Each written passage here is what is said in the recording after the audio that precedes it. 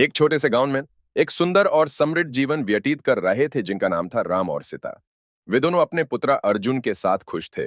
अर्जुन एक बहुत ही समझदार और हौसला अफजाई लड़का था। एक दिन गांव में अनोखी घटना घटी।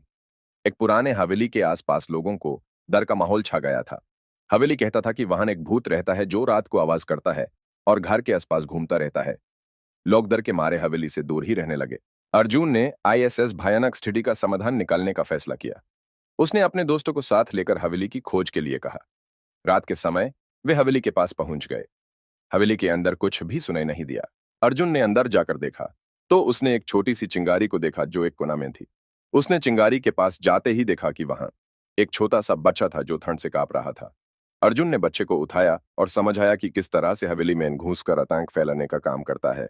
बच्चा डर से कांप रहा था पर उसने अर्जुन की बात मानी और बाहर निकल गया। अर्जुन ने बच्चा से पूछा कि वो यहाँ कैसे आया।